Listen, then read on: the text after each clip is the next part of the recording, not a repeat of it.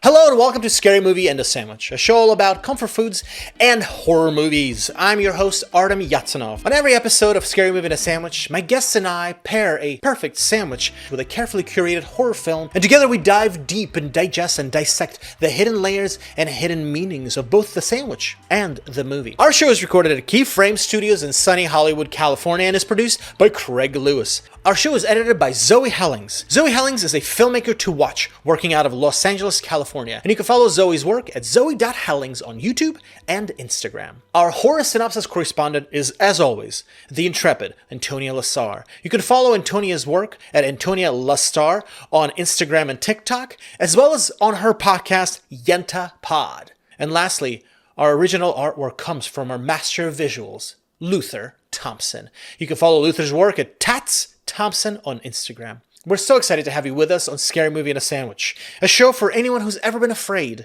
or hungry. Enjoy. What is this leaf called again? Basil. This Basil. is basil. Yeah. Thank you. Hey, what kind of leaf? Hey. Well, I am, like am I Seymour, a botanist. Yeah, your hobby is strange and unusual plants. I'm a horticulturist, you might say. I love that a botanist makes the cover of Life magazine in the world of Little Shop of Horrors. Mm-hmm. They didn't have as much to talk about back then. They didn't have TikTok. They weren't seeing all the weird things going on in people's houses and lives. They're like, no. This is a botanist front page, front cover.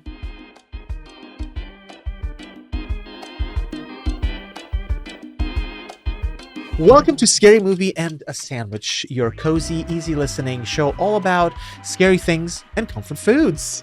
My name is Artem and I'm your host. Today in the studio, we're joined by two absolutely marvelous human beings, comedians, performers, musicians, music directors, music facilitators, comedy facilitators, Sandwich eaters. and sandwich eaters. Very And important. makers. And makers, yes. And facilitators. And I'm working on my plant growing skills. Yep. All of the above and so much more. Folks, today in the studio, we have Marnina and Micah, aka Couplet. Welcome to the show. What a joy to be here. Thanks for having us. Well, this is so perfectly in line with the movie and the sandwich that we're enjoying today. So for the folks at home who are joining us for the first time on this show, every week, my guests and I will pair a unique horror movie with a perfectly curated sandwich. This week, Marnina, Micah, could you introduce our audience to what are we watching and what are we eating? We're watching the movie Little Shop of Horrors, the 1986 movie musical. And the sandwich we're eating, it's a good one. It is an eggplant parmesan from Ggiata. It's a brilliant movie. It's a brilliant sandwich. If you haven't yet experienced the eggplant parmesan from Ggiata, this is a perfect moment to pause the show, run out there, get yourself a sandwich and enjoy it, and then go out and watch The Shop of Horrors because it's so good. But if you don't have time for that, who's got time for an hour and a half brilliance? You do. But if you don't, we have for you an all-original synopsis of Little Shop of Horrors for your enjoyment. Take it away, Antonia. What's up, sandwiches? You know what time it is. It's the best part of the episode. Honestly, you can stop listening after this. I'm Antonia. I'm married to Artem because he has amazing taste in spouses. Ding, and terrible taste in movies. Boo. I'm not a horror fan. I do not watch scary movies. I hate them. I think all of you are psychotic, but I will read horror movie synopses. So I'm going in cold. I'm reading the synopsis cold, and I will offer my input. Okay, it's Little Shop of Horrors. So first of all, this is not a horror movie. This is a movie musical. And don't make me sing. Don't make me sing. I'll do it. Somewhere that's green. This episode's getting off to a good start. So let's read. Adapted from the hit 1982 stage production by Alan Menken and Howard Ashman, shout out, Little Shop of Horrors tells the story of a meek and timid florist assistant, Seymour Krellburn. What a name. Played by Rick Moranis. What a name. Who works at the struggling, nearly bankrupt Mushnick's Flower Shop. What a name. Located in the dingiest part of town, down on Skid Row. Okay, I just have to say that I was in Little Shop of Horrors in 5th grade at summer camp, and they cast me as a doo-wop girl because obviously all of the doo-wop girls were white girls from the suburbs representation. And and when we did this and I heard Skid Row, I didn't totally understand what that meant, but I will say we now live in Los Angeles, I think the home of Skid Row. So maybe there were many Skid Rows. There's still a Skid Row in Los Angeles, and now I get it. Okay, back to synopsis. While Seymour's work is tedious, hard, and thankless, but he has a kind-hearted coworker, Audrey, played by Slay Mama diva Ellen Green. I'm just reading the synopsis. That's exactly what it says. Whom Seymour secretly loves, and who was then murdered by Susie Toot in the Drag Race Snatch Game, season 17. You remember that? Oh my God. What a travesty. One day, after a mysterious total eclipse of the sun, I think we should cancel the synopsis and I should just sing it to you. Seymour discovers a strange and exotic plant that he names Audrey 2 in her honor. The peculiar plant immediately draws in customers, transforming the shop's fortunes and giving Seymour a taste of success for the first time in his life. Does anyone listening to this not know the story of Little Shop of Horrors? It's like Audrey, tough life, Seymour, tough life. They find an alien plant and then it gets better, but then the plant needs blood. And then they sing about it and then the plant eats everyone. It's a perfect story. Okay, Seymour realizes that Audrey 2 thrives not on sunlight or water, but blood, human blood. And then he starts feeding the plant, and then the plant begins to talk, and the plant is kind of a smooth talker, manipulative personality, deep hunger for human flesh. However, we also meet Audrey's sadistic boyfriend, the dentist, Steve Martin, iconic banjo player, who, as I've been learning the banjo, I've really been admiring. He's actually extremely good. The dentist gets eaten by the plant. Oh no. Seymour kills the dentist? No. How does the dentist die? The dentist takes too much laughing gas and dies.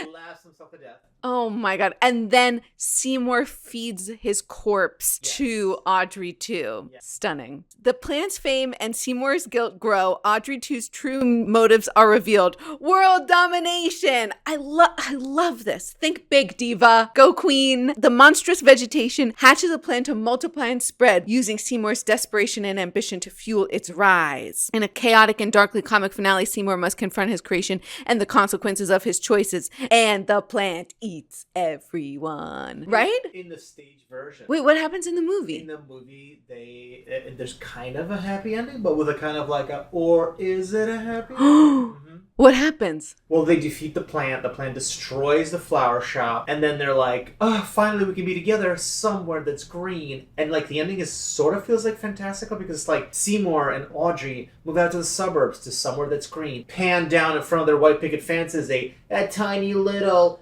plant. Ooh, did they get rid of it or not? Yeah. Ooh, I love that. We're really good. We're really synopsizing this, man. And okay, then you wrote other stuff. You're like, oh, this is like an iconic movie musical. This is what Artem says. Featuring verified banger after banger, well said, from opening number Skid Row, performed by the Greek chorus-esque Motown trio of Crystal, Ronette, and Chiffon, the doo-wop girls, aka Antonia. When I was a doo-wop girl, they had to add more doo-wop girls because there were like 30 doo-wop girls, and I was Tiffany. To the heartbreaking Somewhere That's Green and the showstopper Feed Me. Little Shop of Horrors is considered both a classic of modern musicals as well as one of the most beloved movie musical adaptations of all time. True.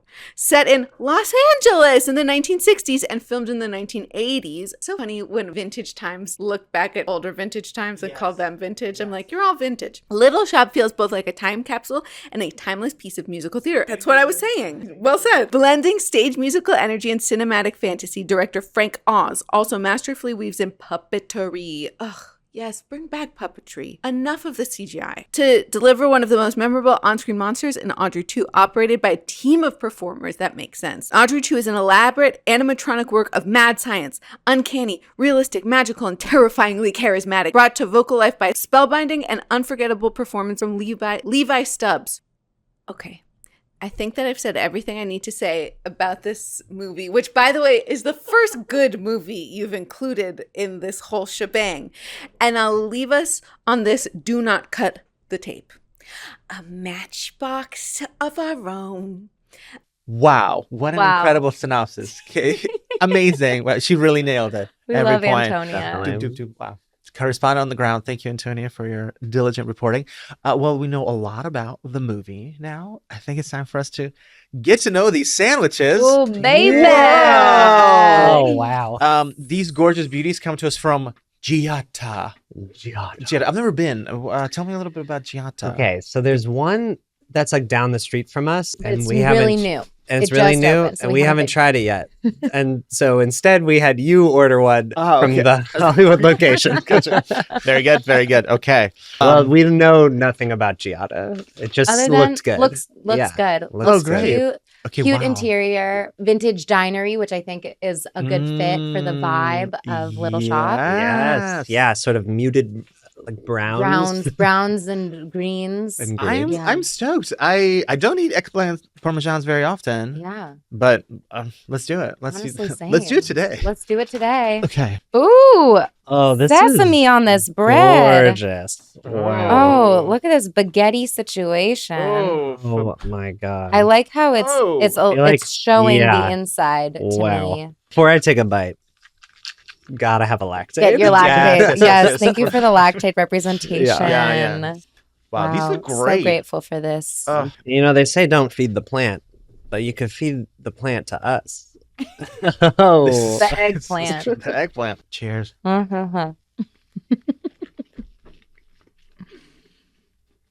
Mm. Oh, I love it. Oh my god, this is much better than I expected. Mm. yeah. I don't Really eat good. eggplant parmesans very often. I was just like, oh, it's gonna be good for eggplant parmesan. No, this is terrific. So these sandwiches are so classic. I feel like this I'm loving eggplant. the pesto on it. Yeah. I feel like So that's. there's- I don't know if that's in every eggplant parm. No, it's definitely not. 'cause Yeah. I'm That's really, a bonus. It gives it that little green fresh. The sandwiches, I think the mozzarella on this Yeah. is insane. Really good. It's so mom. delicious. Really good mozzarella. Yeah. The sauce is perfect. Yeah. The seedy bread. The too. Mhm. Oh, Man. Also, Mhm. I feel like I noticed it on my other half as well. But I think the basil, when they first put it on, they do like an artistic Mm. pattern because I noticed it was kind of in stripes. Artistic basil. Do you know what I mean? Because Yeah. it is like the Mhm. chef was like, I really want them to like Mm-hmm. to know that This I was- love this sandwich and I hope they do too. This Yeah. was made So- by human hands. Yeah. I also just appreciate to get like a meaty experience from a sandwich as a pescatarian is it's exciting to me. I feel like it Yeah. lets you kind of get into your animalistic Yeah, like, they've Layer layered it a bit, you yeah, gotta, like, tear tear the it. bread with your teeth. They've layered the eggplant, so it like it really is a lot. Yeah, to the bite layer into. and the Mm. breading of the eggplant and then the breading of the bread. Mm. Bread galore. Wow. Now is that a song? The breading of the bread. Breading of the bread. As songwriters, though, we do ask that question a lot. Yeah. That is kind of a big thing in our Yeah, lives. It's in like, our is that a lives. song? Okay, so Yeah. Micah and No. Marnina are songwriters. Yes. How did you get into songwriting? You begin. Yeah, I've been songwriting since I was like in middle school. You know, just like writing blood on the page. What kind of music were you into in middle school? Bright Eyes was like really Sure. big. I was listening to all of my older brothers like indie music. So Mhm. Death Cab for Cutie, Postal Service related. Andrew Bird I was into, but that was maybe later. And then the way you got into musical theater actually Mm, and became an appreciator of musical Yeah, theater this is- was through Little Shop. Yeah, so my come on. I was playing guitar in my high school's pit orchestra, and sophomore year they did Little Shop of Horrors, and there isn't actually a guitar part, like or there wasn't one allotted, but I just talked to the choir director and I was just like, can I please like play guitar in this, because I just wanted more time playing guitar. While I was doing it though, I started looking at the stage and I was like, that's the place to be. They're the ones getting the laughs. And like kids who I knew weren't funny off stage were like getting so many laughs from singing, you know, Unfair. the dentist song or singing. didn't like, write that. Yeah. And were they funny on stage, or just people were laughing because they were saying the things Because the scripted? material, Mhm. yeah. I don't know. And it's not fair to say they weren't. I'm like worried they're gonna be. You're like, hey, what the heck? You gave me all these compliments. You know, but they weren't especially funny. And then like they were killing with this material. And So Little Shop is the show that made me be like, maybe musicals aren't so lame. Because the ones that I knew about before that were like Guys and Dolls and like kind of just Gender like and gender. gender and gender. Kiss me, gender. Just like very and like maybe like Rodgers and Hammerstein. Just go to like older musicals. The Gender and I. The Gender. Little Shop of Genders. Wow. Wait, what about you, Marnina? Oh, I was a musical kid from The womb. the womb. Yeah. My mom also loved performing in musicals. Oh. She was in all her high school musicals and all that. So she definitely instilled a love of musical theater in me early. And I was just like in musical theater camps and like doing all the theater at school. I actually recently came across an 8th grade journal entry about my experience performing The Lion King. This is an inappropriate choice of a show for a school that had almost nobody black. A Jewish day school. Jewish day school. Uh-huh. Almost no one was black. But were there lions? But were there Good question. lions? I mean, I had my main. I had a main. Producer Craig would like to know were there lions in your middle There were no school? black people in the Lion King. Yeah. Where was the authentic casting? That's right. But I wrote about how I was really upset at the 8th graders for being rude during the performance, doing things like leaning back, turning and looking at each other, whispering, "Come on, 8th graders." That's a direct quote. Come on, 8th graders. It's called a performance. We're doing this for you. Wow. That's Uh, amazing. But I more like vulnerably, I was writing about how like I felt like they were judging me, like, you gave up after school and lunchtimes for this. And I felt bad about that. But also Whoa. people liked me as young Simba. You were young That's the thing, Simba? yeah. I was young Simba. That's really lovely. Yeah. I think those 8th graders were just looking at each other being like, we are in the presence of greatness. That's what they were whispering Can you, about. Do you, They were- they were looking at each other going, this is a core memory right now. And you were like, they fucking hate this. Yeah, and they Oh, were you were- leaning back because they were blown back by my belt. She can't wait to be king. And then I continued to do musical theater. Ugh. And I continued to be annoyed at rude audience members. I think you guys are Yeah. so perfect for this discussion of this because I'm also a theater kid, Yes. but not in the traditional sense. Again, since I'm an immigrant, I arrived on this planet called America, but like much later. So like I missed the theater camp thing and stuff like that, and I didn't get into theater until high school. And literally was my parents were like, "You need to fit into America. Your language skills are pretty good. Keep writing. We should put you in the creative composition class." What they didn't know is that that is the most desired elective when you go from middle school to high school. You like choose your electives because it's an easy A. It's just write about anything. So everybody signed up for it, and my second choice was theater because that was actually my first choice. And they were like, "Well, I couldn't get my first choice. Can I do theater?" They're like, "Sure." And then, as an 8th grader, I went to a production of the musical Working Oh, at our high school. I don't sort know of if a you're B-side. of It the musical really theater is. And I canon. later on ended up actually doing it in college. All of it. Wow. It's What's it about? It's about working. It's about jobs. It's this. No, it's like it's such a lame concept. Jobs. Here's what I loved about it is that I was, as an 8th grader, I go to this show, and part of the show is that it's monologues, songs, songs. So the monologues would be directly from the book. Hey, here's what it was like when I got back from the war, and then it's like a 13-year-old kid pretending to be somebody's grandpa and telling me, "Oh, life in the service was real tough," and here's me, like 12-year-old kid, being like, "Oh, I'm transported." This is the oldest kid I've ever seen. Yeah, and so yeah, for some reason, watching that, I was like, "This is incredible." That's And then lovely. that's how I got into theater. Okay, well, Yeah. gang. So again, Ggiatas, right? Yeah. Ggiata, Ggiata? Just Ggiata. one? I I don't think know. one. Ggiata, Yeah. I'm Ggiata. going back for sure. Ggiata. Ggiata Delicatessen. Ggiata Delicatessen. I'm absolutely going There are a back. couple of We can locations in walk Los there. Angeles. It's just stunningly delicious. Textural experience of this sandwich was really good. I would hold mine up, but it's gone. And the flavor. This is all I have left. Yeah, this little butt end. Yeah. Just Yeah. Ggiata. Mm. Ggiata, we are now going to sample some wonderful traditional Italian rainbow cookies. Perfect little follow-up to this stunning eggplant. Oh my God. Here's a cute little rainbow cookie. Sort of a sandwich of a cookie. Cheers. Let's A sandwich of a acknowledge. cookie. Yeah, it's sandwich all around, on theme. Eyes. Good. And this is for the producer. Mm. We are coming to you not live, but from Keyframe Studios Mm. in glorious Los Angeles. Wow. This is so good. Yeah. Brilliant. Sandwich between 2 thin layers of chocolate. And then there's also the sandwich of the red and the green. And then there's the bread and it's like the marzipan. Yeah, in there. the jelly Wow. in there. This is, again, so much more delicious than I expected. Wow. So, folks, we know so much about Mm-hmm. this movie, Ggiata's incredible eggplant. We know so much more about our wonderful guests, Marnina and Micah. So delighted. It's time for us to get into our patented Scare Me When a Sandwich tasty chats. We've got some tasty topics for us to go get into. Okay, so typically I ask how the sandwich and how this movie came into your life. We already kind of established how it came into your life, Micah. Marnina, how did this movie show up in your life? I'd never seen this movie before. Actually, neither of us had seen the movie before.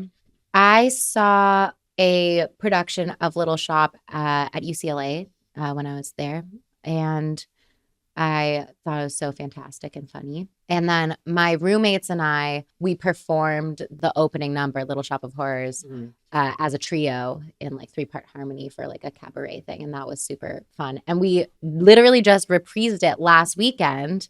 I had like a batch party back in Berkeley with my high school friends, and being the and genderqueer gender bachelor open. party, bachelorette Bachelorettes. party. Yeah. We went to karaoke as a party, and we all were like, let's do Little Shop of Horrors.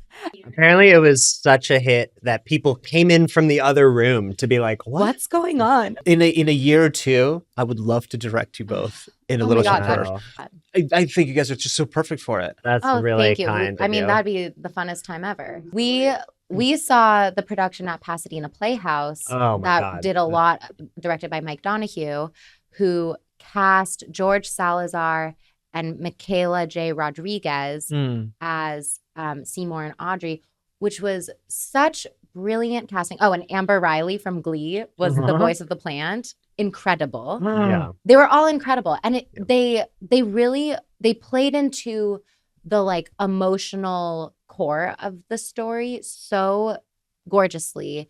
It was so effective. Like I was crying from Skid Row, like down on Skid Row. Yeah, because the movie I think it's like a campy musical. Yeah. It's campy and fun, but like this production that we saw a to couple have years like ago, a black really, trans woman as Audrey like gives it a whole new meaning, and like this, like the yearning to like get out of here. I was just like, yeah, this makes so much more sense this way in our time. yeah. Why is Seymour always white? Yep. It's like he's like, Well, he's canonically Jewish, but often not actually played by Jewish guys. Interesting, yeah. Okay. Getting back to your original thing, like I had never seen the movie because I was worried it would be bad, or like I thought that for some reason, I think when I was in high school, I saw like a clip and I was like, oh, like it looks kind of flat. You know, the way it's shot like on like real sets and stuff. It kind of feels like Sesame Street, which is like a cool, it's Frank Oz, right? Yeah. Like, and it's like a really cool, I saw it this time and I was like, oh my God, so colorful. So like such a great way to film it. But I think when I was in high school, I was just like, this looks... It looks fake. It looks cheap. It looks it's like... supposed to be real. They're like the effects are bad, but it was like, because it's just puppetry, there's no digital effects. So this is a horror movie and sandwiches podcast. This obviously is not a scary movie, right? I think that it's Talk to Marnina when you were scared, but I think I thought it would be a great addition to the conversation because I think it is a movie that like uses horror tropes, and I think kind of a lot of it actually rests on some traumatic, potentially tragic events to take place, right? Yeah. Anyways, but your pitch, what is Little Shop of Horror about? I mean, it's a really fun way of showing how when you sort of start to let go of little pieces of your morals, like it can have a snowballing effect. So like what I mean by that is like, Seymour, starts by like he's just like feeding the plant some of his own blood, but then like, oh, here's this guy who just happens to die, and then like, okay, I'll feed him. Like he's not killing anyone, right? But like it's sort of like the making of a murderer. It's like a little bit at a time, or like Breaking Bad. It like has these like the same theme as Breaking Bad, right? Where it's just like you give a little bit of your soul a piece at a time until you like it gets away from you. And they're such sympathetic characters. Like even though they're kind of goofy, they're so sympathetic because the second song, the reprise of like, someone show me a way to get out of here, and I hope and I pray I'll get out of here. Like the get out of here, like it's so effective, and like you just are like on their side and you feel their desperation of like, I gotta get out of here. Like I know that there's a better life somewhere and I need to find a way to it. And so, oh wait, here's this plant and we're doing, the business is doing better, and I'm getting kind of famous, and I'm on the cover of Life magazine, and it's about the tantalizingness of the American dream. And Audrey sings Somewhere That's Green, like she's seen in the magazines this idyllic suburban lifestyle that she so badly wants for herself. Like none of them want to be doing like questionable things, but it's about like how if society is not giving you tools for your own surviving and thriving, you might need to resort to some things that are off track, and careful of what you choose to engage with to do that. Yeah, both of you kind of touched on this like concept of like a cautionary tale, While we're getting so deep into this, what's your pitch on the eggplant parmesan? What's an eggplant parmesan all about? I think an eggplant parmesan is a great way to have a meaty feeling sandwich experience without actually letting any blood of any animal. Oh yeah. You're not killing anything. There's just plants. Exactly. Plants don't feel things. Well, and I think, just like how the narrator says in the beginning of Little Shop, this thing comes from the most unlikely of places, right? It's like the most unlikely of ingredient, the eggplant, can make this like delicious, sexy, unique, sexy, apparently. A sexy sandwich. Because of the emoji, I guess.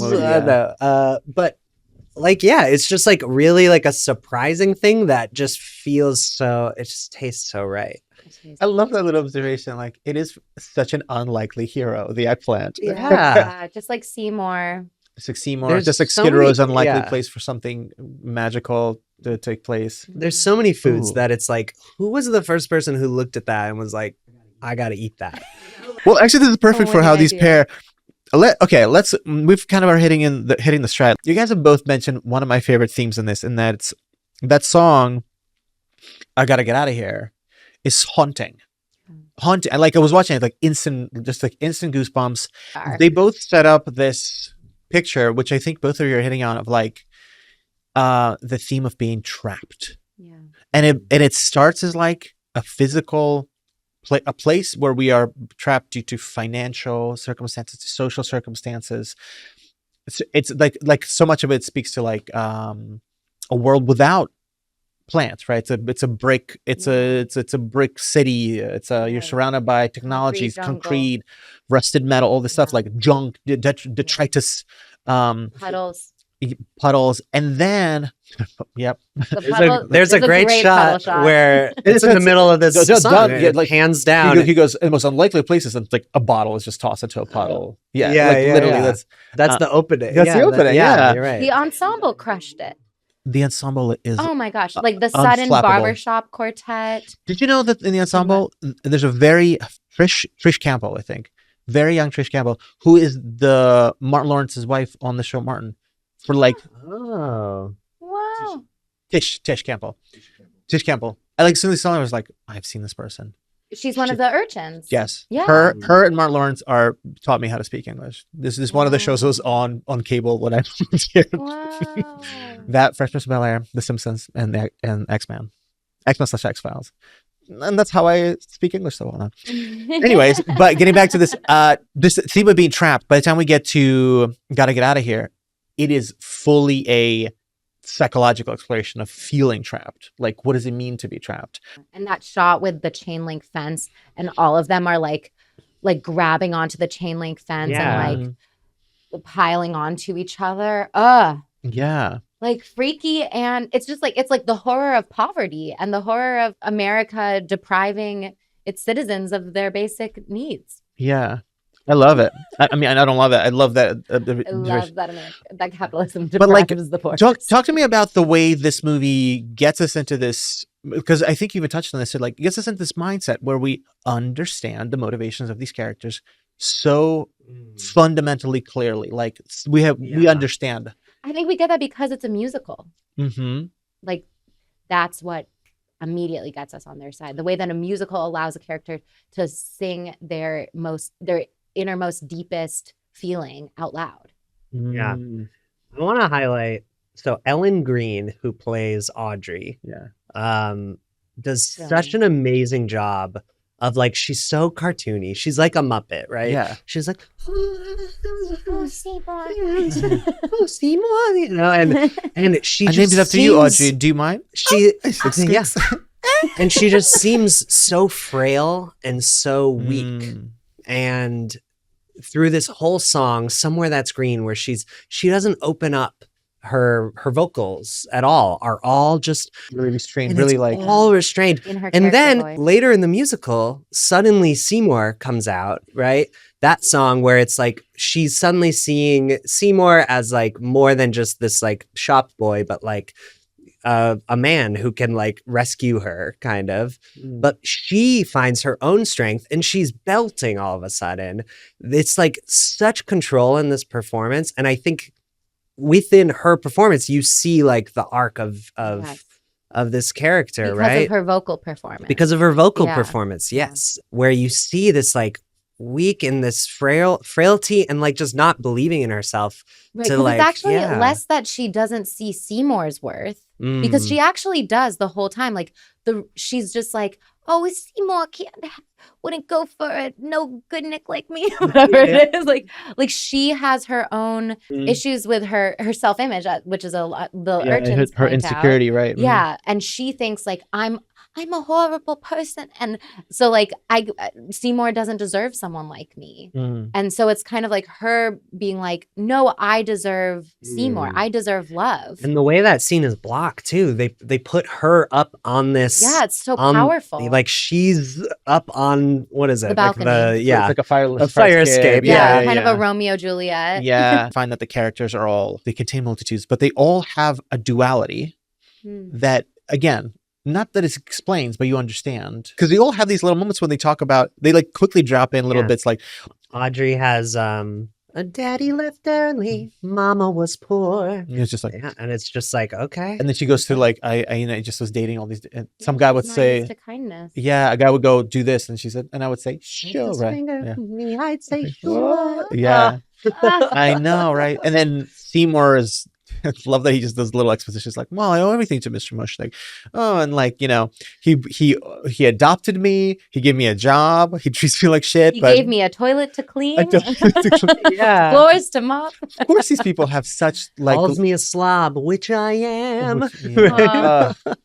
It's so devastating. It's like, it to me makes me think about like, how does someone like that change? How does like that one sort of get past this like concept of being trapped, but like trapped by the identity you've put on yourself because you've iterated, you know, you've grown up thinking this way. You're living a life that to you all makes sense, you know. I think there's something about this movie that presents like even the plant contains multitudes, you know. For sure. The plant. Let's talk about the plant. Let's talk about the plant. Oh, yeah, let's get into the multitudes. Like several both evolutions. being such a gift and a boon to these characters, to Seymour mostly, and Audrey and Mr. Mushnick initially, and then also being their demise and like the the duality there. I actually thought there was something curious to me was this maybe gets us slightly off track from this thought about like the multitudes, but when Audrey 2 is fed blood the first time, I had a thought that like the plant responds because Seymour pricks his finger and goes like wants to like have a little bit of blood, and I was wondering if in that moment the plant was fed like just like a piece of meat, like roast beef or something, or just like a steak, if the plant would then go, oh, okay, this works. But because it tasted blood, it suddenly was like, nope, my diet is now human blood and human, like oh, there's like an interesting moment whether right, like if it you was fed it something different, else, yeah. maybe it would have a taste for something yeah, because there's something about what a choice for Seymour to go, oh, I'm bleeding, I should go put a bandage at this. No, I should feed this plant. Like, what a lack of self-preservation for Seymour in that moment. Again, like it really connects with his character. I mean, I'm of the opinion that the plant was always meant to feed on human blood. Probably that's like how the scene escalates, and this is the scene that I think makes this a horror movie, by the way. I was noticing your reactions, and I was like, okay, yeah, this is a horror movie. Like, this is scary. Yeah. It's like because Seymour's going right, like he's and just then trying to get his own blood to stop. Yeah, he's just like you do when you prick yourself, and that's when the plant goes, oh, that's how you get blood. I'm gonna do that sound too. And then Seymour like does, there's some back and forth, but then when he's like putting his blood into the plant and the plant is like loving it, and then the pot is like growing. Oh, it's like it's so twisted and creepy. Yeah. And the plant is just the perfect combination at the beginning of like beautiful, adorable, and unnerving. Like just the design of the puppetry, because it both looks like a plant and just a very like fleshy mouth. Yeah. And you're just like, mouth is. It's a little. I mean, I had to look up to see whether it was digital. No, it's not. It's not. Yeah, it is. I mean, I'm getting goosebumps right again. It's just such a stunning piece of cinematography and puppetry. Huge shout out to I just remember her name, Steph Cathro, who I think used to work for the Jim Henson Company, but in college, Steph Cathro is a costume designer and a puppeteer. We did a production. I wasn't part of this production. It was like this student run organization had a production of Little Shop of Horrors, and Steph Cathro designed, because I think typically when you do the musical, you do like 4 or 5 different puppets because it's Audrey growing. So like in the movie, you don't realize, oh, obviously it's not the same plant. They have to keep making a new one, right? So in the musical, like there'll be like stagehands, so kind of like fog comes on, and like the little plant gets taken away, and a big plant is revealed. And you're Audrey's grown. So Steph designed all of them, and they were so brilliant. But I feel like I remember coming into like the shop when she was building it, but it's just like the little shop. The little shop where she was making her horrors. The little shop of puppets. But it was like this like styrofoam and like a whole like plastic sort of prosthetic underneath that had like ropes that she could like pull so that the plastic would squeeze, and she put the styrofoam over it and the cloth over it to create like these like. But it was just. I mean, again, sorry. It's such a reminder of like stage magic, and they do a little bit of. So I did Google it because I was like, "This is too real." Like stop motion animation that they see. Well, what they do is they shot it at a lower frame rate and then sped it up in post. So they shot it in like 12 FPS. They're all lip syncing at halftime, right? So that way the plant looks like it's really fluid. The mouth is extra fast and moving because it's like a 2 times speed kind of trick. Which also means that in the shots where the plant and Seymour are singing together, Seymour's also going halftime. Moran, like, shut out. What is it? The guy sure looks like plant food to me. The worst The guy sure looks like... You need blood and he's got more than enough. And it was like the longest day on set. Yeah.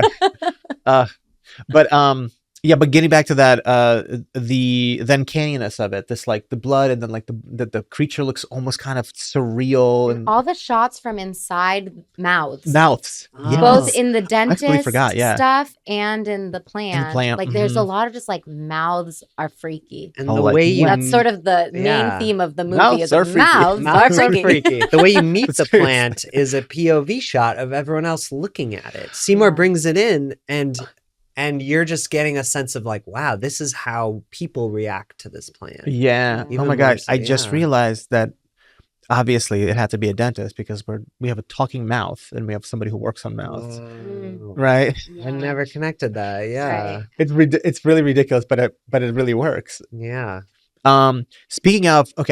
Speaking of blood and something you brought up, you were hesitant to watch this movie originally because you were like, oh, it looks fake, so it looks phony, and then you saw this incredible production that was like so like raw and like down to earth and Yeah. stuff. There's something really beautiful about this movie, the way it uses things that are very real and then things that are clearly artifice. Like the presence of blood feels shocking because you cut over to a backdrop that's completely a painted skyline or a completely artificial little home in like the fantasy sequence. It's really interesting the way it plays with the fantasy and then the reality, like the real facts and then like what's actually happening. Yeah, there's domestic abuse in this Yeah. movie. Yeah. Like the dentist is like hitting Audrey, but then, you know, But there's also like the dentist being like goofily violent towards his patients and his Yeah. employees. And then, but just yeah, to support your thing of like, Yeah. yeah, there's Yeah. this very real there's thing. sort of, that's a and like real the problem. funny version and the like yeah. very unfunny version. Yeah. It's funny because it is so bleak otherwise. Yeah, Right. I like if you how can you do the dentist song straight face? Right. Right. It's so goofy. Yeah. I really loved, as the granddaughter of a dentist, I really loved that Seymour says he's a disgrace to the profession of dentistry. Because I was like Sorry. thinking, because dentists have a bad rap, and Yeah. I think it's unfair in most of the time. And this Mhm. song is more proof that dentists are But I psychopaths. think, right, but I think this is kind of going along with the these are the tropes and the trappings of like a horror movie. Is that it's leaning into let's make him a dentist. People are scared of dentists, you know. Such an interesting casting choice. To Yeah, put tell me Steve about Martin it. so against type. Martin, yeah. I wouldn't have thought to have him do that. And when he first appeared, I was like, huh. And then he really won me over in the song. The way, I mean, also just the direction of the song and the sets and like all those, there's so many surprises. There are so many brilliant like choreography moments. And Steve Martin's performance was incredible of the song. But to your point, Steve Martin is usually the voice of reason, like the straight man. Like Mhm. he's normally the one being like, I don't know, like I'm kind of uptight. And so to cast him as the like off Off the wall. walls. Yeah. Yeah. Do you know what's funny? I never really thought of Steve Martin that way. I mean, I guess more recently he's become kind of a more of the voice of reason, like especially like in Murders in the Building, he's maybe more a foil to Martin Short being Yeah, the What? father of the bride. Father of the Bride. But you know, Well, but he loses it in Father of the Bride. Remember? With the dog. But it's funny that The he's pool. losing it because he's so buttoned Right. up. but I also right? think around that time Right. True. he's doing stuff like The Jerk, where he's completely off the walls, or but he's like, And, like, crazy, SNL wild and stuff crazy and- guys. yeah. Yeah. Like he's such Right. a He definitely did big characters, but I think he's not scary. He's not like No, not someone at who all. makes you scared. And I think that they actually lost something in making the choice for him. Even though like the song was so funny and great with him, I felt like the message of, or like the effectiveness of him being an abusive boyfriend was kind of lost because we were like, oh, it's Steve Martin. And like that little goober, you know, like I feel like it was a Yeah. little too goofy for my Mm. taste in those Interesting. Like moments. you would have rather seen someone who's actually has more edge. Yeah. And because like I just don't buy that he has the edge. because Ellen That's Green, on the other interesting. hand, is like such a such a heightened character as Aubrey, but like her eyes are welling up with real tears. Like she found a way to like be so grounded in the emotion of it while also being like talking up here, and like it's an amazing combination that she pulls off. Yeah, I think there's a stylization to every like this again. This like the real and the artifice is like the stylization of everything throughout the movie, from like the way the characters are the even I think the dialogue. The dialogue is doing this funny thing where it feels like it's like doing bad dialogue from old timey films, like Yeah. you know. Like when he's like, well, here's how it happened. Yeah, and I love some of the times that the dialogue bits are specifically meant to make me funny, like, oh, can you tell me about this strange and wondrous plant in your window? Yeah.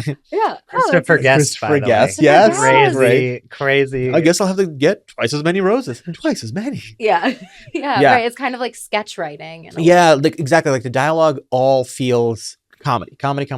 Yeah. And it's interesting the way it's like used to bring up like spousal abuse or like these like other ideas of just like being completely hopeless or Yeah. not being good enough. Right. When the urchins are like Mr. Mushnick is like, why are you loitering outside my shop? Don't you want to better yourselves? And they're like, when you're from Skid Row, there's no bettering yourself. Mm-hmm. Which I actually want to make a note about the choices about race in this movie. Okay. Yeah, for sure. Which is that like the urchins are black. The voice of the plant is obviously black. And then like also they made like lots of choices in like how the plant talks that is like culturally black and like even like making cultural references, which is like, why does this alien plant know these things? So like they're definitely going for that. And then there's like the cringy like Chang's thing, like with the For sure. like where the plant came from. Right, It's like right. Chang's, you know, a Chinese flower shop. Right. It's just like, well, I was walking past this Chinese flower shop. Like, Yeah. like very.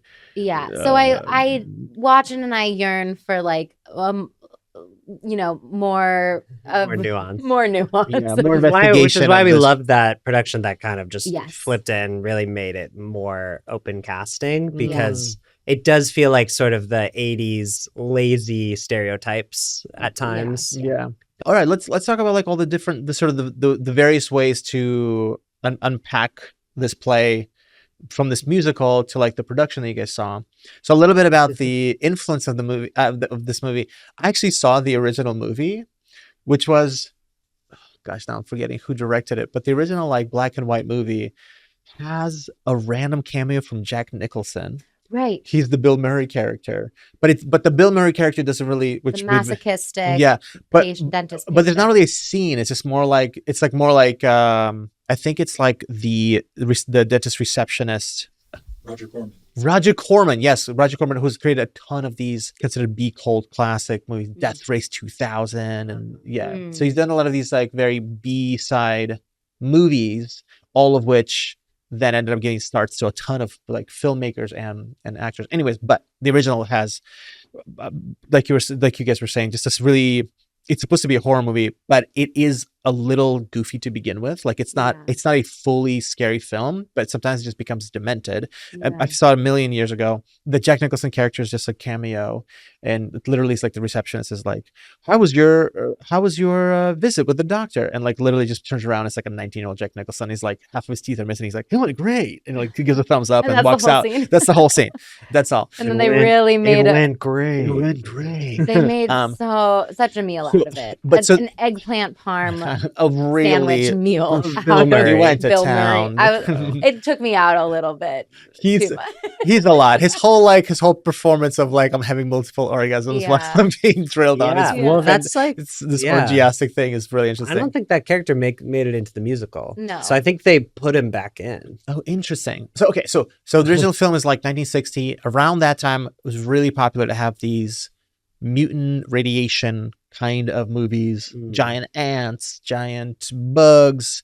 There was in 1963, there's a movie called The Day of the Triffids, which becomes like a real core classic, which is the concept is something from outer space. There's like an eclipse or something, but there's like a beam from outer space that blinds most of the population, except for like a couple of people who happen to be in the hospital for eye surgery, so that their eyes closed and they wake up. And so there's like a couple of like seeing people. right? And this radioactive beam has now activated all of these plants. The plants have transformed into these like walking killer plants. And then like in the 70s, there's like the attack of the killer tomatoes. There's like all of these, there's like a lot of these things that are giving little influences. And Dave the Triffids, I think, is like very serious. Killer Tomatoes is not very serious at all. But by the time you get to this, they're kind of borrowing on these different interesting things. So they're definitely talking about, right, it's all set in the 60s, because even like there's like John Candy's character is heard saying, and President Kennedy said he didn't understand what the eclipse is all about. Weird. Or something, just like to set you in the time zone. But then by the time it comes to the 80s, the movie's like talking about something different than it would have been talking about in the 60s. Now we're watching it on stage. So like, tell me a little bit about unpacking like that experience, kind of going these like decade to decade with this sort of tongue-in-cheek. Yeah. I think it's, to me, it becomes so clearly about like class wars and poverty and capitalism and like greed, and how it's just so unfair that this was like the lot that these characters were dealt. Yeah, I mean, if we were to bring it to today, like I think the plant is TikTok, right? The plant is TikTok. Go for it, yeah. Yeah, let's right. follow this. Seymour goes viral in this Yeah, story. He does.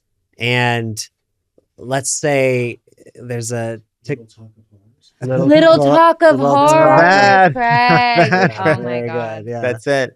Craig producer in the studio with the gems. Little talk of horror. But I do think like Trademark.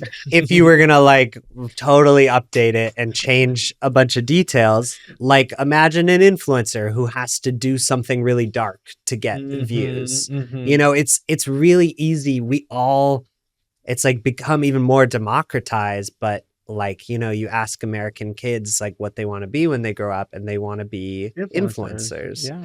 And there's something to that about like this cautionary tale that in many ways, like Little Shop is timeless, right? Yeah. And also There's always a blood cost. because there's always a blood cost. And yeah. if not your own blood, somebody else's. Okay, this is like an interesting thing, because this definitely. By the way, I want to point out you're getting eaten by this that plant. I deserve it. I had it coming. So the thing that to speaking to the thing you were just saying, Micah, I think there's this commentary on fame and celebrity that is like already built onto that, right? And we're already kind of primed for it. We're in Skid Row. People are talking about, I'll never get out of here. I'd like to get out of here. There's got to be a place to get out of here. Suddenly, there's this total accident, total unexpected thing. Not only is it an accident, it's truly from another planet. Right. I mean, there's nothing actually that could have. It's almost like saying it had to have been completely magical for these people to have an opportunity to get out. And then to speak to your point, there's a blood cost.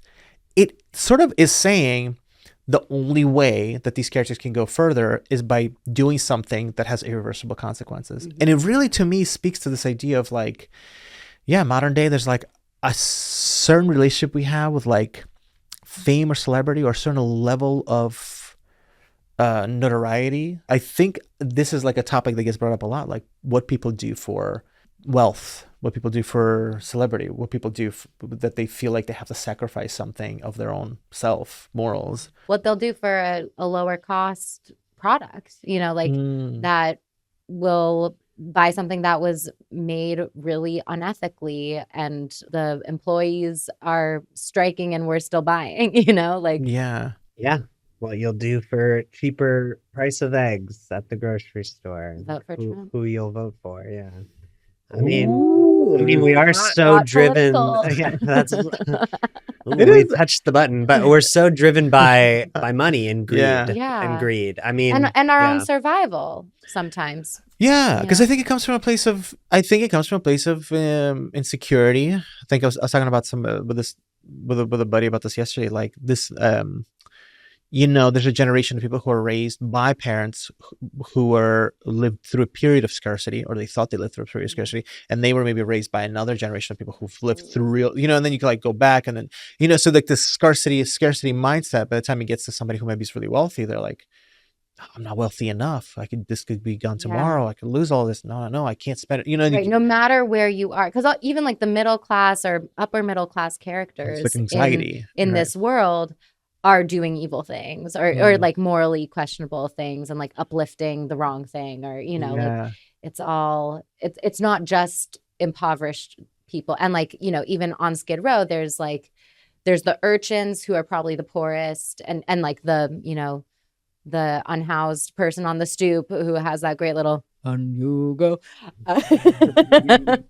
and then there's like Mushnik or like Audrey and Seymour at least have a roof over their heads, and like then Mushnik is the owner, but like all of them are still struggling, just on different levels. Yeah, and I feel like that the movie does a good job of saying everybody's corruptible. Like even Mushnik, who maybe is like set in his ways and he's supposed to be the voice of reason, but as he's like marching Seymour out the door, instead of like, all right, let's march him out the door, he's like, or I could just keep the plan. I could just get rid of you, but I could keep. And then you're like, oh, he's also corruptible by this. This is not lost. It's like that moment when in the first Lord of the Rings movie when he's like, or just give me the ring. And it's like it's this feeling of like exactly like that. I mean, the Ring of Power is the plant, right? It's all like it's this. Right. It's. I think they're related stories in this way. But then also the plant, the choice to have the plant, the songs are all very not lewd's not the right word. They're very innuendo. They're very packed.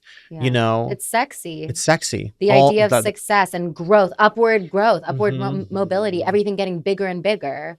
Yeah, like, it's sexy and and desirable. The Feed Me song has an element of encouragement where he says, "You can do it. Yeah, you can do it." Like it's really kind of cool that he's really playing him on all these. He becomes really sophisticated. The plan. He's really manipulating their vulnerabilities. He seduces us. Yes, and same thing when he gets Audrey later. Or they. We don't know the plant. Right. The plant. I think the plant is genderful. I think so. Absolutely agree. It is a plant, folks. Yeah.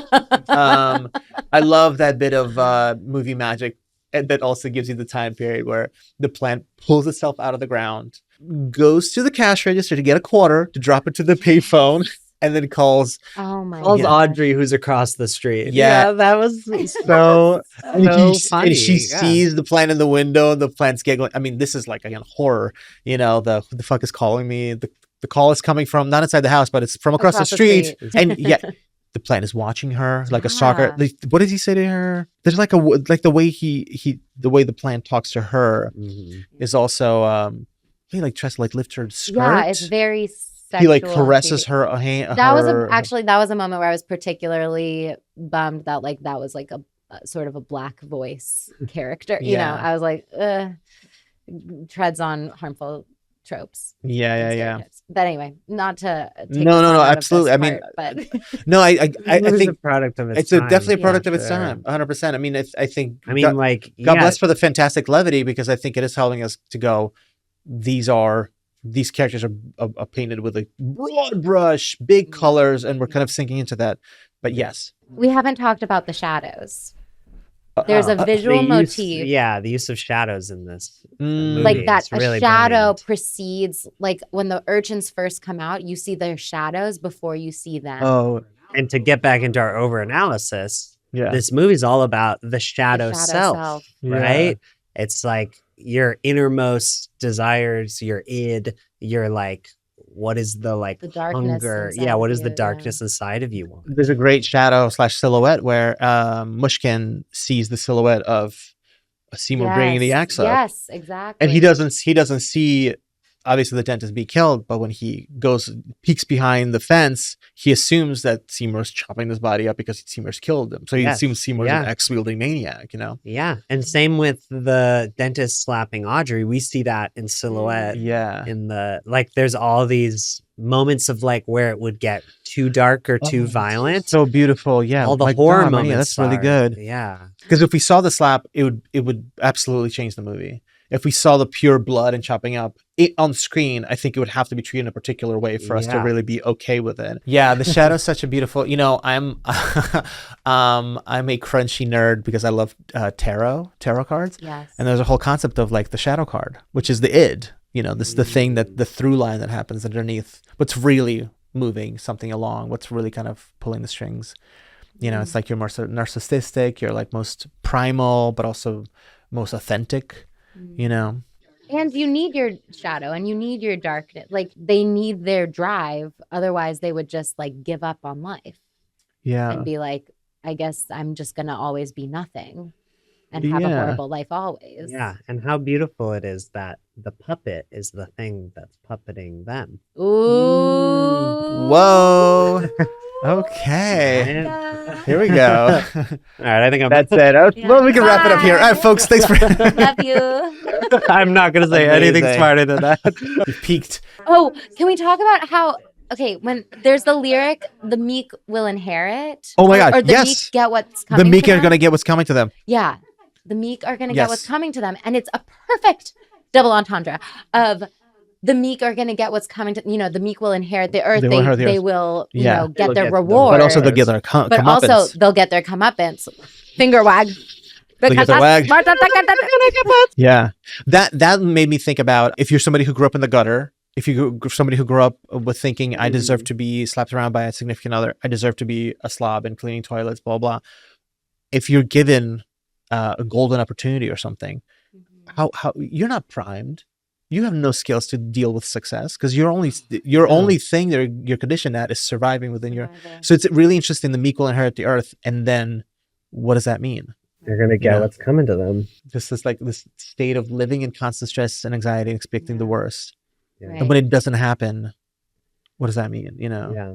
I also want to make sure we talk about the ending because Yes. this is something that this movie, it's different from the stage play. In the stage play, it does actually follows what you might consider like a much more traditional horror ending. Mm. So in the stage play, Seymour runs in, Audrey's being eaten by the plant. He grabs her out, but she's so beat up by that she's dying.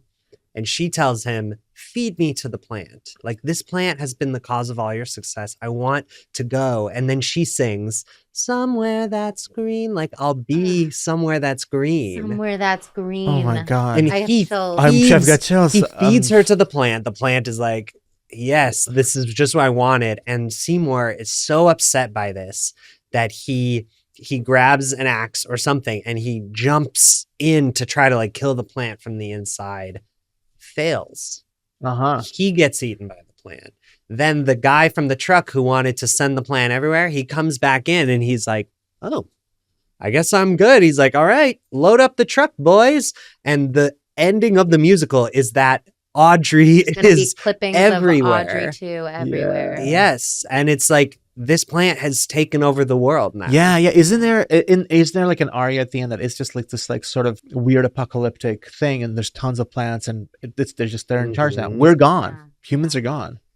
And it's like, that's a cool ending. Wait, I can think you say that's a the very cool Audrey ending. line when she's dying? Oh yeah, she goes, Seymour, when I die, which should be very shortly. Just like, it's even in this death moment, they found a laugh, Yeah, like yeah. through So like the good. tropes of the thing. Was that the ending at the Pasadena Playhouse? Mhm. Mhm. Yeah, So that's cool. that's the stage. That's the Every musical stage ending. musical But version does it like that. This version. Yeah, the movie like gives them a happy ending. They end up going to the house, the suburban house, and So there's they're a not Romeo and Juliet in the movie, right, even though they do but the balcony. You have this little moment, oh, and there's a little There's a moment. Little moment we where there's pan a down, little Audrey too and in it their has the best yard. little cheeky little grin. But as I'm gonna say, like as the watcher, I'm wondering, like, does he deserve this happy ending? Yeah. Has he gone too far, where he, and they must have decided, like, you know what, like he didn't go too far. Exactly, He didn't. kills anyone. Right. In the movie, that's right. Mr. Mushnick falls, like gets eaten. He doesn't. But in the stage play, I believe He's a perfect he accomplice. he tricks Mr. Mushnick Yeah. into going into the interesting. plant. Yeah. And there's also Yeah. there's like a slight reading there too where like Audrey says, oh, I deserve a nice guy like you, and you're like, is Seymour a nice guy? Like, Right. do you know what I mean? This like sort of the niceness of being not ignorant necessarily, but it's just like, well, I know that this plant's kind of dangerous, but Yeah. nobody Right. needs to know. And it's like, no, you should probably warn people. You should put a fence around. You should do something Yeah. instead of like if it's hungry for your blood, it could be hungry for anybody's blood, you know? Right. Seymour is totally like friend zoned too. Like there's like, not that I believe that that's a real phenomenon, but like that is what this movie is reflecting. And suddenly Seymour is this fantasy song of like, suddenly I looked over and my best friend is the one for me. Yeah. And it works. But in And that way, and let's not forget, he fully brings a gun to a dentist's office with Yeah. the intention of murdering and feeding Yes. the body, Yeah. murdering Steve Martin, feeding them Yeah. to And then he doesn't have to do it. and right. And he's like, oh, thank God. That really was gonna traumatize me. Thank Now I God, just all I need have to to do chop is him up. chop him. It's like, Wait, I love that he has to bring him on the On the subway and yeah, like it's- I'm carry the the dead body. body. Oh I'm my so God. glad Roll the you dead called that body out down the because stairs. so funny. His just body the like physical dunk, dunk, dunk. comedy. Yeah. And also that the Yeah. plant is so big, he's like, chop him up. And Rick Moranis like, oh, good. Oh, brother. And he has to like take him outside to actually chop him up. Yeah. But then Yeah. later from Mushnick, he's like, you don't have to Nah, chop whatever. him anymore. We don't have Yeah. time. Yeah. Yeah.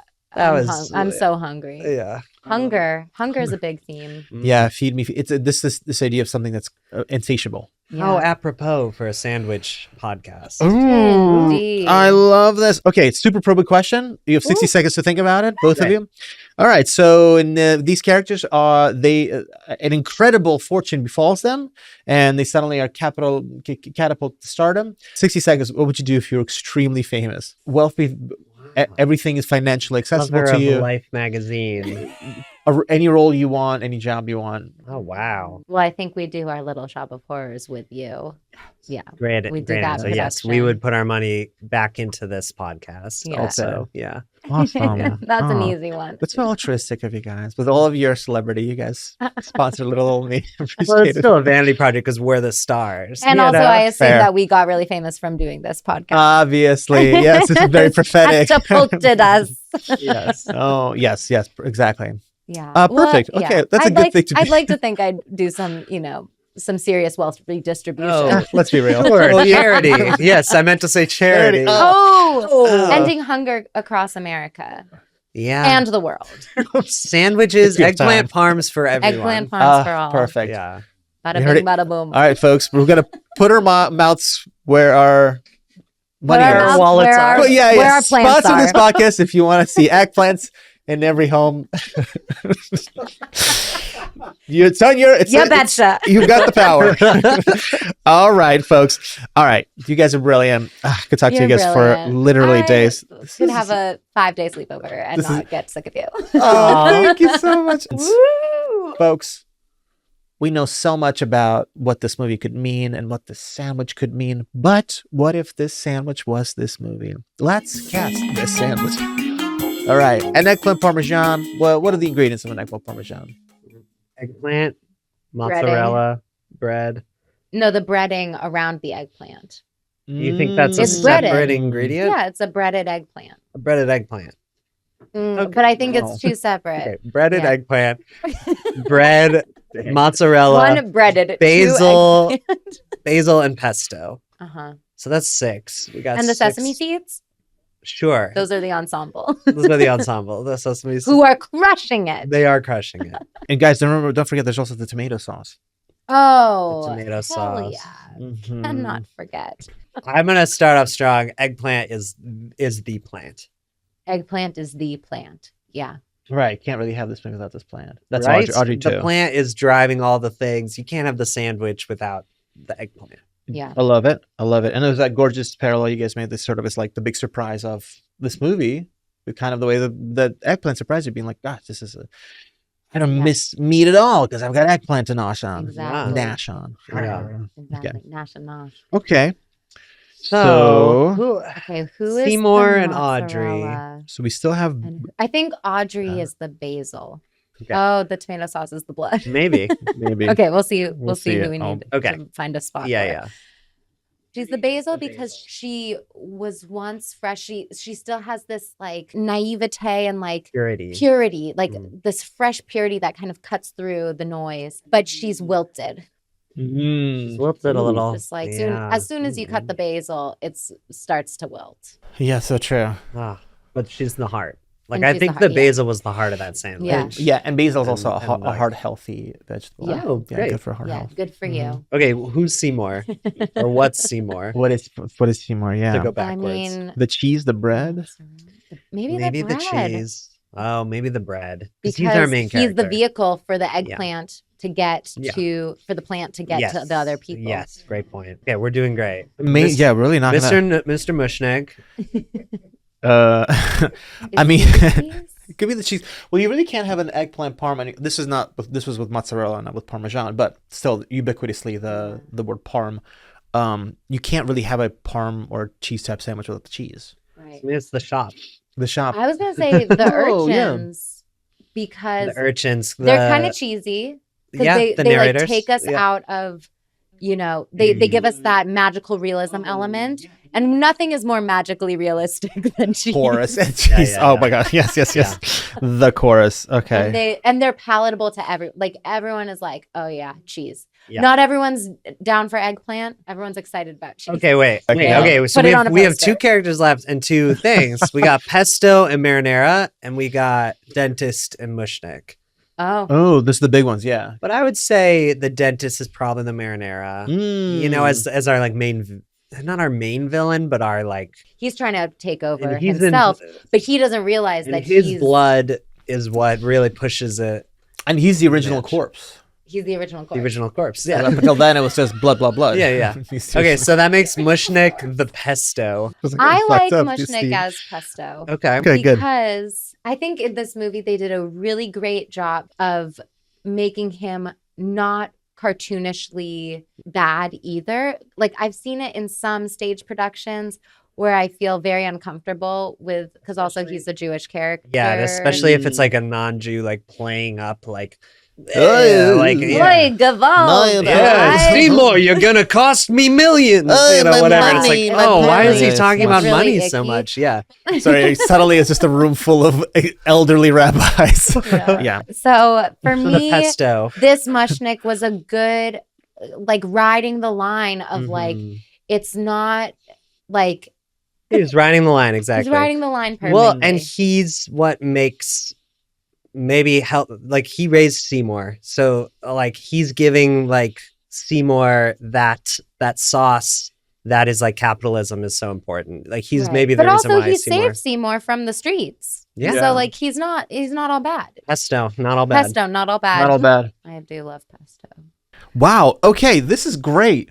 So, Little Shop of Horrors starring the chorus trio as the cheese. Yes. Mushnik as the pesto. Yeah. He's also the plant shop owner, so it's kind of good. He's green. Yeah, you yeah. know? That's He's very gotta good. be green. Steve Martin, the dentist, as the sauce. Yeah. Marinara. Marinara. A touch of freshness coming from the OG Audrey. Yeah. Basil. And our eggplant is played by Audrey 2, Yes. the plant. Plant is plant. The Plant plant is is plant. And this entire ensemble is being carried by the bread that is Seymour, Yeah.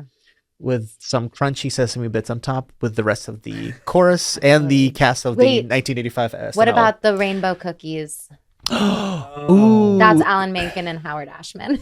Thank you, Alan. Composer and The lyrics. composer and lyricist. Yes. Yeah, great. composer. Who also, I don't think we said this earlier. Are gay.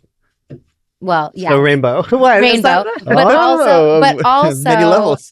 they are the team behind Little Mermaid. And I think that they just do such a good job of that, like yearning, like I want to be somewhere else. I want to be someone else. Oh, beautiful. shows. Yeah. And there's also a weird sort of calypso number in both, or not both. calypso. It's like Kinda calypso. yeah. Oh, Like- in Little Shop, I mean, having fun now. That's Yeah, the new number for the Yeah. musical movie. No. Yeah, yeah. It's like So It's like inappropriate. bleeding and Yeah. stuff. Yeah. it's like I'd rather hear this out of And they're a all Jamaican lobster. Yeah. Thank you. That feels better for some reason. For some reason, as a lobster. But yeah. We'll have give a us thing. Under you the know? Sea instead. That's right. Yeah. Amazing. Okay, so thank you, Ellen Menken, and who was the other guy? Howard Ashman. Howard Ashman. Sorry, other guy. Howard Ashman, Ellen Menken for the Italian rainbow cookies. Mm. And that is Little Shop of Horrors as cast as the eggplant parmesan. Well done. Wow. Wow. I feel exhausted. We did it. Handshakes all around. Handshakes all around. Handshake to her. to our producer in the, Handshake to the audience. Okay, so last but not least, folks, I think we kind of touched on a couple of things, but each one of you picked one thing you would change or adjust either about the movie or about the eggplant, or something you just want to shout out about, like, gosh, this is just the best ever. What is one thing that you would change, adjust, add, or just shout out about either the sandwich or the movie? Okay. Wait, no, Micah, you do you seem have ready. I'm so ready. So I think I would change the ending of the movie to match the stage production. I think there's like a feeling of like audiences want happy endings, but like for a horror, and as a horror podcast, like we can handle a not happy ending sometimes. For the sandwich, a little parm. I would add a little parm. With the mops. Well, yeah, I don't know. It's an eggplant parm. Gorgeous. just out of curiosity. Otherwise, it was a perfect sandwich. But I'm what just happens. curious. For science. Yeah, for science. Love it. I feel like I gave a few critiques throughout. You did. Maybe just if I had to choose one, I would say I wish that the male members of the cast would have given the same heart while maintaining the hilarity and like the goofiness, treating it with the same seriousness as Ellen Green. As Audrey. I love that. Audrey. But I've had a great time. I loved it so much. Yeah. It was so good. Lest I be misunderstood. One thing I would change about the sandwich, put a little flag in it. Yeah. What kind of flag? A pride flag. Great. a trans-inclusive pride flag. Both of these because eggplant is queer. Is queer. This is Yeah. queer. Canonically queer. Much like the plant. I love this. 100%. Thank you so much. Thank you guys. for You guys are Thank you crushed so it. the sandwich, for the viewing experience, for the Wow. chats, for your friendship. Oh my God. What a dream. This is, I'm so pleased. I'm so just, I don't know. This so is my touched. somewhere that's green. This is my some fun now. We having some fun now. You guys are brilliant. Micah, Marnina, it's been such a delight to have you on the show. For all these wonderful listeners and viewers who are soon to be your greatest #1 fans, where can they find you? What do you got going on? We are sort of newly on TikTok as What? Couplet Comedy. So And- Couplet is our duo. Couplet comedy Yeah. on like Instagram. Couple with a T at the Yeah. end.